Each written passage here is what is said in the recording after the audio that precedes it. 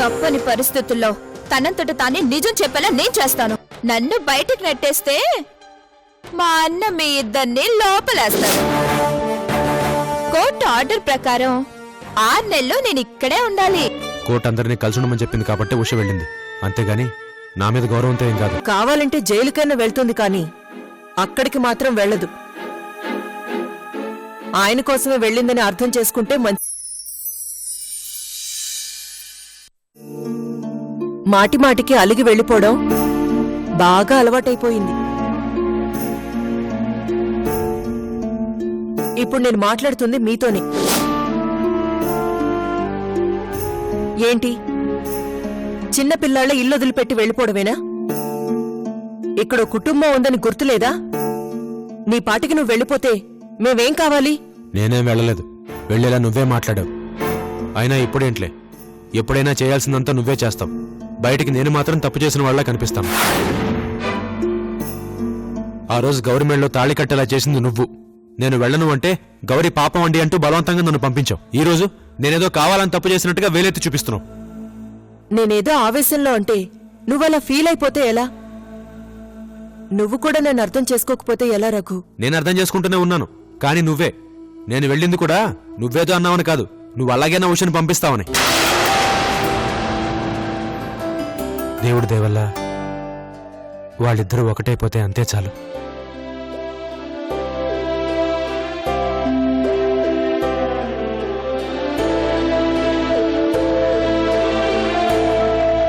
వాళ్ళొకటైతే సంధ్య అన్యాయం అయిపోతుందండి. ఆ విషయం మీకెప్పటికి అర్థం అవుతుందో.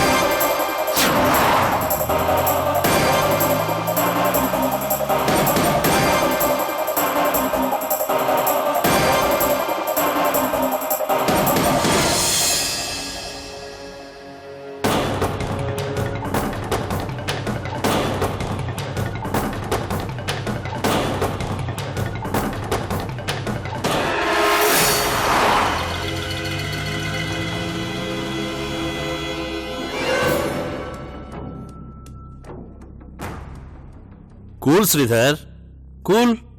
నీకేం కాలేదు, నువ్వు చాలా సేఫ్గా ఉన్నావు. కూల్ కూల్ శ్రీధర్, నీకేం భయం లేదు, ధైర్యంగా ఉండు. ఏదో ఆ ఫైల్ ఇలా ఇవి sister. Sister, MRI scan file తీసుకురా వెళ్ళి. అలాగే సార్.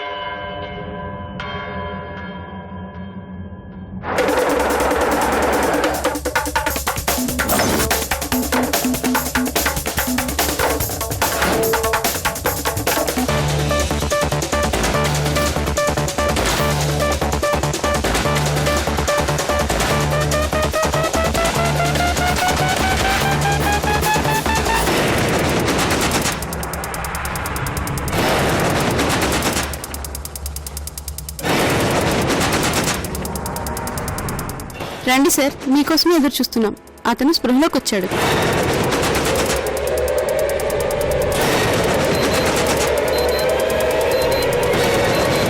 నమస్తే డాక్టర్. నమస్తే. ఎలా ఉంది డాక్టర్? ఇందాకే స్పృహలోకి వచ్చాడు. చుట్టూ పరిసరాలను గమనించగలుగుతున్నాడు. డాక్టర్, ఇతన్ని కొన్ని ప్రశ్నలు అడగాలి. అడగండి, కానీ ఎక్కువ టెన్షన్ పెట్టకండి. అలాగే డాక్టర్.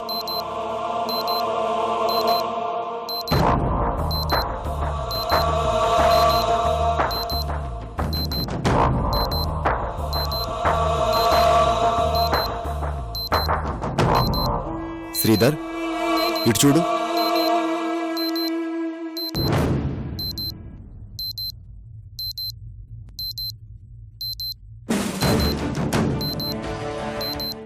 నేను అడిగే ప్రశ్నలకు సమాధానం చెప్పండి. మీకు ఏ భయమూ లేదు. మీకు ప్రొటెక్షన్ నేనిస్తాను.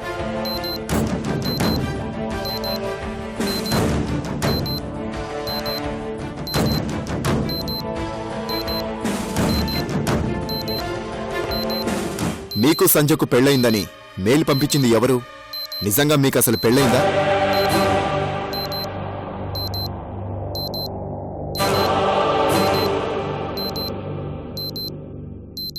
అమెరికాలో ఉన్నానని అబద్ధం ఎందుకు చెప్పారు?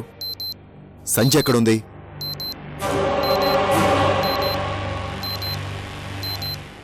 చెప్పు శ్రీధర్, నువ్వు అసలు లోయలోకి ఎలా పడిపోయావు? నువ్వే పడిపోయావా లేకపోతే ఎవరైనా నెట్టారా? శ్రీధర్ చెప్పు, చెప్పు, కమాన్ శ్రీధర్. చెప్పండి, ఏమైంది? అసలు ఎవరు మీ మీద అటాక్ చేశారు? చెప్పండి ప్లీజ్.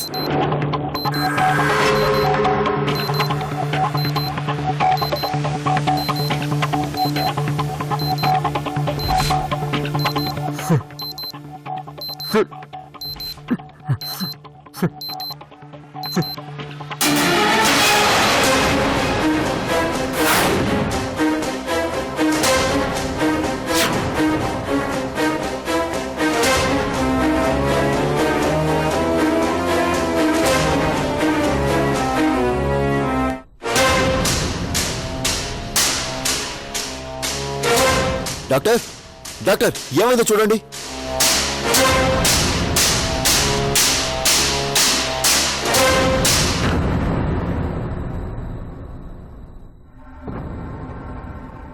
స్పృహ తప్పాడు, మళ్ళీ కోమాలోకి వెళ్ళిపోయాడు.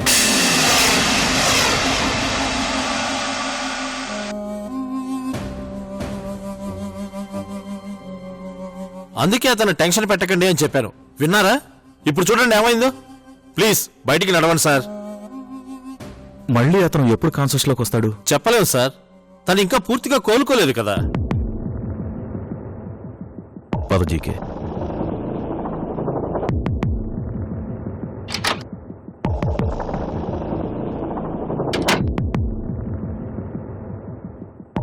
ఏంటి బాబా ఇది? తను సంజయ్ అన్నాడో సంజయ్ అన్నాడో అర్థం కావట్లేదు. బహుశా సంజయ్ దగ్గర జాబ్ చేసింది కదా, ఆ విషయం చెప్పబోయాడేమో. ఊరుకోండి బాబాయ్, ఎవరు అటాక్ చేశారంటే ఆ విషయం ఎందుకు చెప్తాడు? నాకు తెలిసి తను సంజయ్ అనే అన్నాడు.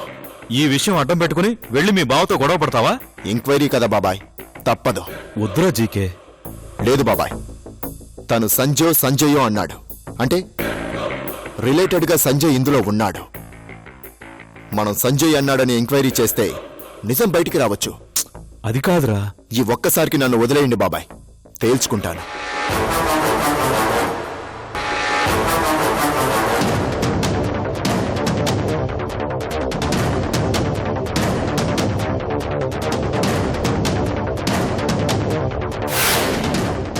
వీడు మారడు.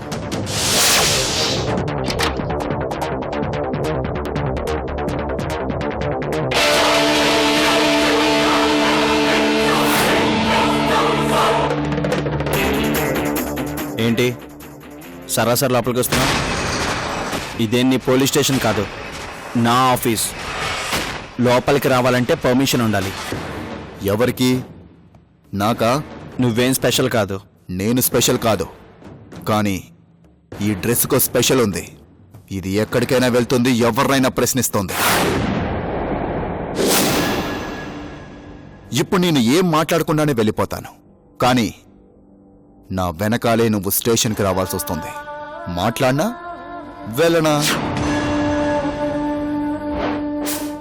ఎలాగో వచ్చావుగా, ఏంటో చెప్పు. కూర్చొని మాట్లాడుకుందాం. నీకేం అభ్యంతరం లేదుగా?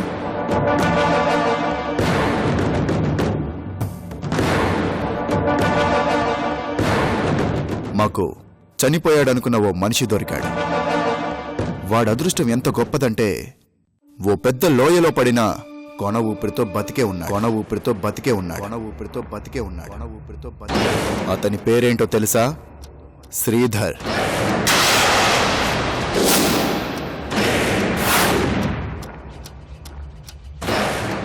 శ్రీధర? అనుమానం వచ్చింది కదా? ఎస్, అతనే. సంజయ్తో పెళ్ళైందని మనకు మెయిల్ వచ్చింది. ఆ మెయిల్లో ఒక ఫోటో వచ్చింది. ఆ ఫోటోలో సంజయ్ పక్కనున్న ఆ శ్రీధరే ఈ శ్రీధర్.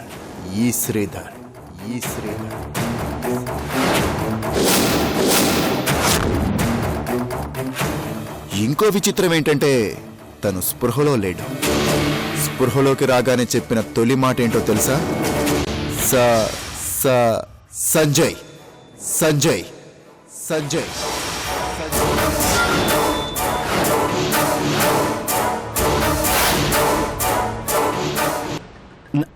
నా పేరెందుకు చెప్పాడు? అదే కదా నేను అడిగేది. నీ పేరే ఎందుకు చెప్పాడు? ఏమో, నాకేం తెలుసు. అతనే అడగాల్సింది. అసలు తను ఎవరో ఏంటో కూడా నాకు తెలీదు కదా?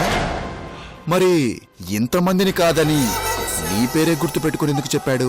అంటే ఏంటి నీ ఉద్దేశం? నన్ను తెలివిగా ఇంకో కేసులోకి లాగాలని చూస్తున్నావా? నాకేం తెలీదు. ఏం తెలియదంటే ఎలా సరిపోతుంది? నువ్వు చెప్పినంత ఈజీగా మేం వదలం కదా. వదలకుండా ఏం చేస్తారు? అయినా అతను సంజయ్ అనే పేరు చెప్పాడనుకో, అది నా పేరేనా? లోకంలో సంజయ్లు చాలా మంది ఉన్నారు. సంజయ్ దత్, సంజయ్ కపూర్, సంజయ్ శర్మ, సంజయ్ మంజ్రేకర్, ఇలా ఎంతో మంది ఉన్నారు. వాళ్ళందరినీ కూడా ఇలాగే అడగాల్సింది. నేను ఎవరిని అడగాలో నాకు తెలుసు, కానీ ఈ శ్రీధర్, ఆ సంజయ్లో ఎవ్వరికీ సంబంధం లేదు. మన ఫ్యామిలీకే తెలుసు. అందుకే నిన్ను అడగడానికి వచ్చాను. నిజంగానే అతను ఎవరో నాకు తెలీదు. నేను ఇప్పుడిప్పుడే విడాకుల కేసు నుంచి, ఆ 488 కేసు నుంచి బయటపడ్డాను. నన్ను టార్చర్ పెట్టకు ప్లీజ్. వెళ్ళు. వెళ్తాను. ఈసారి అతను స్పృహలోకి వస్తే ఖచ్చితంగా ఏ సంజయ్ అనేది కనుక్కొని మరీ వస్తాను.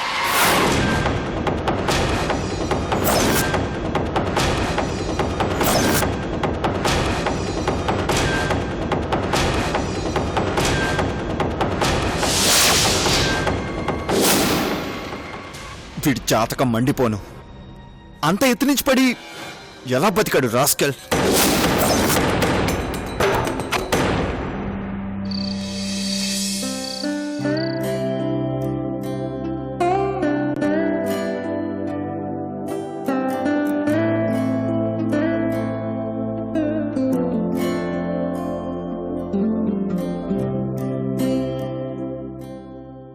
నాన్నా, భోంచేద్దాం రండి. నాకు ఆకలిగలేదురా. నువ్వు చేసేయి, నేను తర్వాత చేస్తాను. అదేంటి నాన్నా, అందరం కలిసే చేద్దాం. రండి. వద్దురా. రండి నాన్నా. ఏంటి నాన్నా మరీను? రండి. వద్దంటున్నానుగా. ఏంటి రఘు, ఇంకా అలక తగ్గలేదా? మరీ రాను పసిపిల్లాళ్ళు అలుగుతున్నావు రఘు. రండి నాన్నా. అమ్మ సారీ చెప్పింది కదా, ఇంకేంటి? నేనెప్పుడు చెప్పానురా?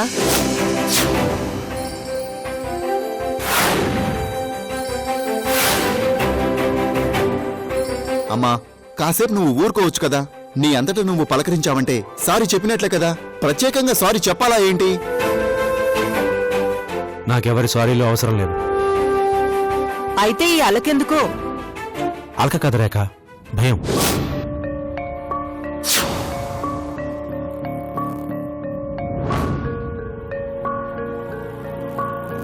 భయమా? ఎందుకు? ఈ 6 నెలలు గడిచిన తర్వాత కోర్టు ఏ తీర్పు చెప్తుందోనని.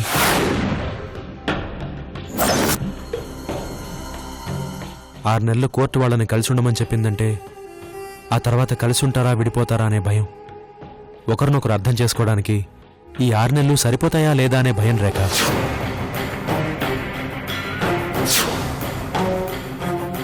అర్థం చేసుకోవడానికి అవతల మనుషులు బాగుండాలి కదా. క్షణానికో రకంగా మారడం వాళ్ళకి బాగా అలవాటు. మొదట విడాకులు కావాలన్న మనిషి కోర్టుకి రాగానే వద్దు అన్నాడు. మార్పు తనలో ఉంది. మార్పు వచ్చిందో నువ్వు చెప్తున్నావు, మన కళ్ళ ముందు కూడా కనిపిస్తోంది. ఇంతకంటే ఇంకేం కావాలి? రేఖ, నువ్వు ఒకసారి ఉషకి ఫోన్ చేసి ఇక నుంచైనా సంజయ్తో అడ్జస్ట్ అవ్వమని చెప్పు. నువ్వు చెప్తే ఉష తప్పకుండా వింటుంది. రేఖ, మనల్ని చూసి నలుగురు గొప్పగా చెప్పుకోవాలి కానీ నవ్వుకోకూడదు. ఉష మీద నీకు ప్రేమ ఉన్నట్టే నాకు ఉంది. కానీ నువ్వు అనుకున్నట్టుగా ఉష విడాకులు తీసుకుంటే ఆ తర్వాత దాని జీవితం ఏంటో ఒక్కసారి ఆలోచించు. ఆ దేవుడే మనకి ఇంకో మంచి అవకాశం ఇచ్చాడనుకుందాం. జీకే, నువ్వు వెంటనే సంజయ్ మీద పెట్టిన కేసులు విత్డ్రా చేసుకో. రేఖ, ఉష విడాకుల విషయంలో నువ్వు మొండిగా ఉండొద్దు. ఉషకు కూడా చెప్పు. నేను బావా స్నేహితులతో మాట్లాడి విడాకుల కేసుని వాళ్ళు విత్డ్రా చేసుకునేలా చూస్తాను. జరిగిందంతా ఒక పీడకలు అనుకుందాం. అలా అయితేనే మన కుటుంబం పరువు నిలబడుతుంది. నా మాట వినండి.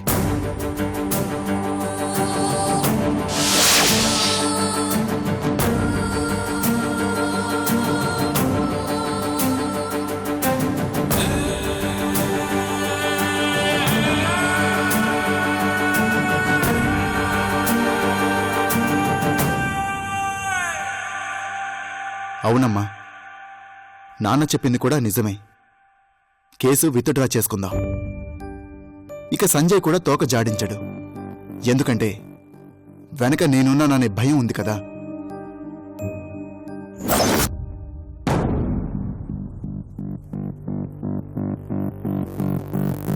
అవును రేఖ, వీడిని చూస్తే సంజయ్ భయపడతాడు.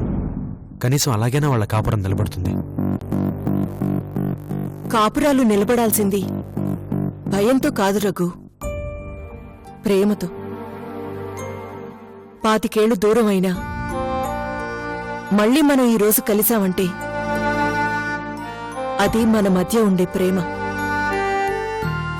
నేను ఎన్ని మాటలన్నా దులిపేసుకుని తిరిగొచ్చి మళ్ళీ నా మొహం చూసావంటే అది భయంతో కాదు, ప్రేమతో వచ్చింది. ఆ ప్రేమ వాళ్ళిద్దరి మధ్య లేకనే ఇంత దూరం వచ్చింది. పోనీ అదేదో నువ్వే డెవలప్ చేయి.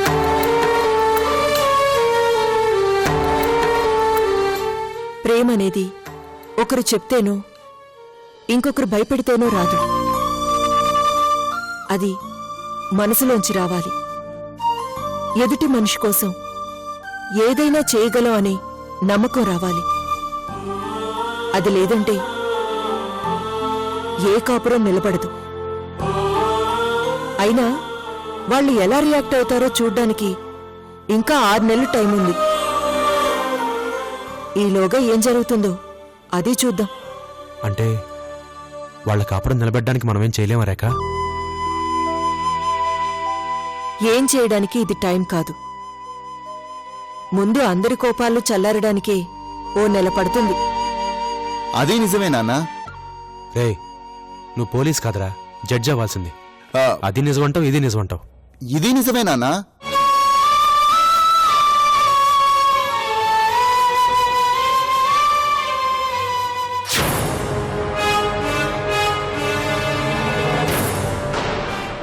వెళ్తాను.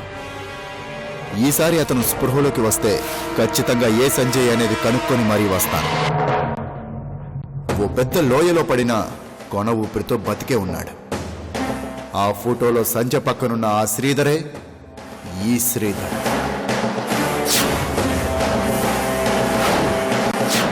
స్పృహలోకి రాగానే చెప్పిన తొలి మాట ఏంటో తెలుసా? సంజయ్. ఏంటి శ్రీధర్ గురించి ఆలోచిస్తున్నావా?